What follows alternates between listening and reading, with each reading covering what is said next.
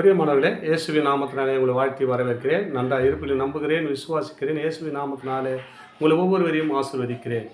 இந்த நாளிலே ஒரு வேத வசனத்தை காண்பிக்கிறேன். 1 தீமோத்தேயு 6ஆம் அதிகாரம் 10ஆம் வசனம் சொல்லப்படுகிறது. பண ஆசை எல்லா தீமைக்கும் வேறாயிருக்கிறது. சிலர் அதை இச்சித்து விசுவாசத்தை விட்டு வழுவி அநேக வேதனைகளினாலே தங்களை உருவை குத்தி கொள்ளுகிறார்கள். பாருங்க, பண ஆசை எல்லா தீமை தனத்துக்கும் வேறாக இருக்கிறது. நன்மை செய்யறதுக்கு பணம் இப்போதைக்கு ஒரு வேற இல்லை, உருப்படலை, உருவாகலை. ஆனால் தீமை செய்யறதுக்கு இந்த பணம் எல்லாம் வேறாக இருக்கிறது. பாருங்கள், எத்தனையோ தீமை தனத்துக்கு பணமாக கொடுத்து ஒரு தீமை செய்யறதுக்கு உருவாக்குறாங்க. எங்கள் ஆண்டவர் என்ன சொல்கிறாருன்னா, பண ஆசை எல்லா தீமைக்கும் வேறாக இருக்கிறது. ஒரு தீமை சேர்ந்து இவ்வளோ பணம் வரும்னு சொன்னால் ஒருத்தர் உயிரை கொல்லறது கூட ரெடி. பணம் வருதில்ல, ஒரு ஆத்மா எவ்வளோ விலையேற்பட்டுது, அதை அழிக்கிறது கூட துணிகரமாக செய்கிறாங்க. ஏன் காரணம்னு சொன்னால், பண ஆசை எல்லா தீமைக்கும் வேறாக இருக்கிறது. அது மாத்திரம் இல்லைங்க, அநேக காரியத்தில் சிக்கி கொண்டு போகிறாங்க. விசுவாசத்தை விட்டு, தேவனை விட்டு, எல்லாத்தையும் விட்டு என்ன பண்ணாங்க, வெழுகி போகிறாங்க. ஏன் காரணம் என்ன? அந்த பண ஆசை. அந்த பண ஆசைனாலே அநேக எல்லா தீமைகளும் வேறாக இருக்கிறது. சிலர் அதை இச்சித்து அதையே குறிக்கோளாக வைத்து, பணம் எல்லாருக்கும் தேவைங்க, பணம் தேவைன்னா ஒன்றும் பண்ண முடியாது.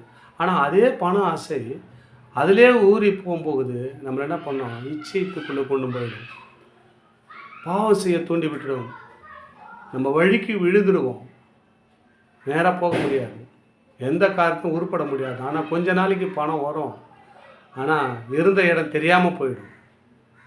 அதான் ஆண்டவர் நம்மளை ஆலோசனையாக சொல்கிறார். பண ஆசை எல்லா தீமைக்கும் வேறாக இருக்கிறது. சிலர் அதை இச்சித்து விசுவாசத்தை விட்டு வழுவி அநேக வேதனைகளினாலே தங்களை உருவை குத்தி கொண்டு இருக்கிறார்கள்.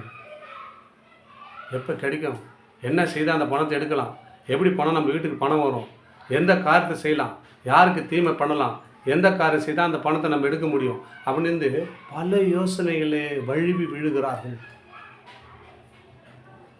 அதான் ஆண்டவர் சொல்கிறார், பண ஆசை எல்லா தீமை தனத்துக்கும் வேறாக இருக்குதான்.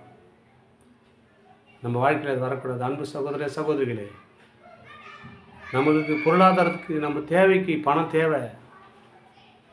அதே இச்சித்து அதே பண ஆசையிலே நம்ம இருந்தோம்னா நம்மளை எங்கே கொண்டு போய் விட்டுடும், வழுகி அநேக வேதனைகளினாலே தங்களை உருவி குத்தி கொண்டிருக்கிறார்கள். நம்மளை உருவி குத்தி கொண்டே இருக்கும். ஒரு நாளைக்கு வேதனை வரும், துன்பம் வரும், வியாதி வரும், வறுமை வரும். அப்போ உன்னை யாரும் பார்க்க மாட்டாங்க. பணம் ஒன்றையும் பண்ண முடியாது. அப்போது இன்னும் பண்ண முடியாது, எல்லாரும் கைவிடப்போட நிலைமை ஆகிடுவீங்க. பணம் நமக்கு தேவை, ஆனால் அதுக்காக வேண்டி அநேக சிக்குண்டு போகாதீங்க.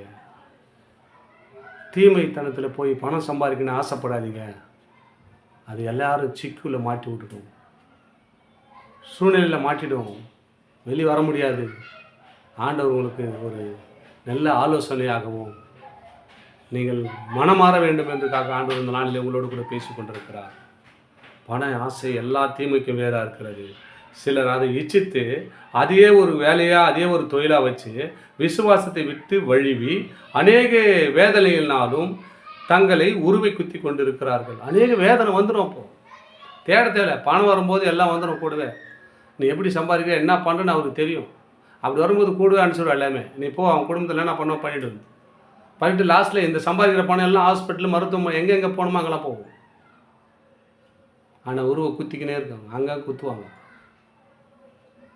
ஆனால் நேர்மையாக சம்பாதிப்போம், போதும் என்ற மனதோடு வாழ்வோம். கர்த்தர் உங்களை ஆசீர்வதித்து வழி நடத்துவார். ஆமென். God plus.